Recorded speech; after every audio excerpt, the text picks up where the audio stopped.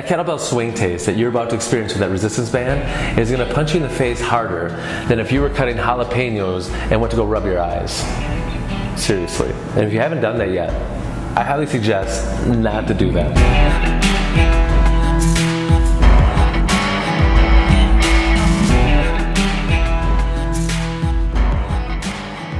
So here we are finally, part 3, part tres, as my friends at Taco John's would say, part tres of our 3-part series concerning the kettlebell swing. Our first session, our first episode concerning the kettlebell swing was more of how to build better kettlebell swings, because we know the kettlebell swings is something that you just can't grip and rip, grab and go. You need to build yourself into that kettlebell swing. So we gave you some exercises, some drills to help prepare your body for a more effective and safe kettlebell swing. Last week, we took you through proper coaching cues, how we do coach our kettlebell swings here at Fitness Lying Down. Gave you 3 things, actually 4 things if you remember. Hopefully you're doing the 4th one because that's the most important. Give you 4 things to think about with that kettlebell swing. Today, how are we going to make that swing more challenging? I know a lot of people are thinking at home, and they're not necessarily wrong, but they're thinking to themselves, well, if I want to make a kettlebell swing more challenging, why don't I just grab a heavier kettlebell? That's not the worst answer in the world. Now, some of us are not like you at home and have a library of kettlebells at our disposal. Some of us at home only have 1, 2, possibly 3 kettlebells. So how can we make that one implement more challenging? Perceived to be heavier, right? So in our DVRT world, dynamic variable resistance training, we recognize that there's so many more ways, so many more valuable ways, so many more realistic and functional ways to increase the overload, to make things feel heavier. And then on the flip side, we can make it easier as well. But I'm going to give you 3 little nuggets to take home, to practice. And you're going to be full of gratitude when this is over. Progression 1. Why don't you go get yourself a resistance band? I'll wait.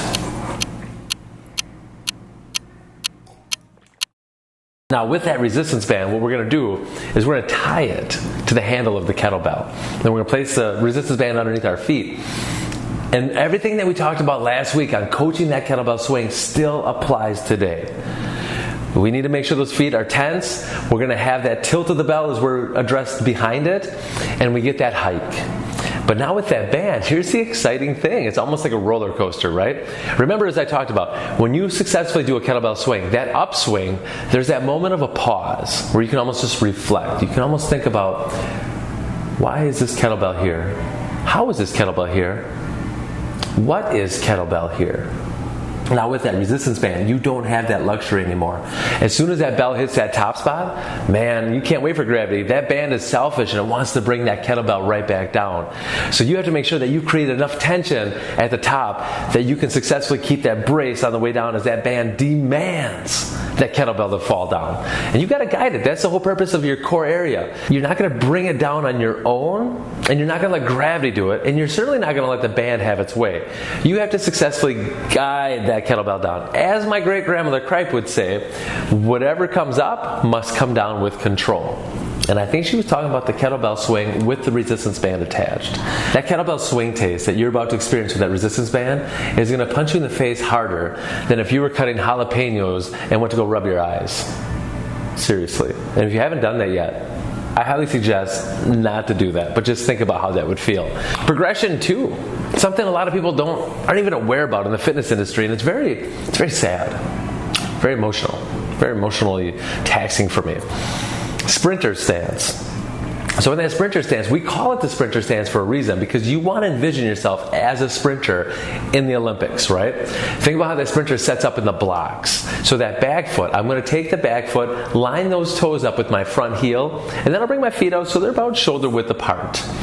Now that back foot's where all the magic happens. So I'm thinking about the ball of that back foot. I'm driving in. So by driving that ball of that foot into the ground, my heel naturally comes up into that sprinter stance, ready to go. So the goal is, as I'm now swinging the kettlebell, there's less stability through the feet, less surface area, less contact area. And so now my hips are going to want to be a little bit more wonky. If I start losing that back foot and my heel starts dropping, that's going to compromise my pelvic position. And all of a sudden now my pelvis is going to start getting turned a little bit, which could be a disaster for the low back. And that's a safety issue. So we want to make sure that you can successfully be in that sprinter stance with other hip hinge exercises like the deadlift and the good mornings. True story. Now, the final one. A great progression. In the levels of progression of the 3 exercises I'm giving, this is going to be the highest end of this progression. We'll return our feet back onto the ground, flat. But now instead of holding the kettlebell with 2 hands, it's going to be a single arm kettlebell swing. And a lot of people might be thinking to themselves that that would actually be easier than the sprinter stance. However, I'm going to tell you science says otherwise. Because now when I'm holding this implement, and you think about that kettlebell swing, that kettlebell is not moving slow. With that implement now in the one hand, there is so much more turning through my waist that could happen. So I need to make sure those feet are planted hard into the ground so that that does not happen. A couple things that I like to do as I set this up now is now that I only have the single hand, I will actually turn the kettlebell slightly so my thumb is slightly in as I get ready for my hike.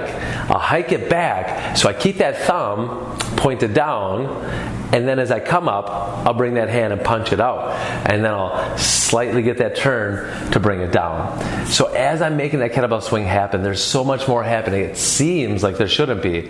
But internally, that fighting against that rotation now, that rotation with a single arm swing is so much more apparent than in a sprinter stance position. And that right there is why it's a higher level of progression.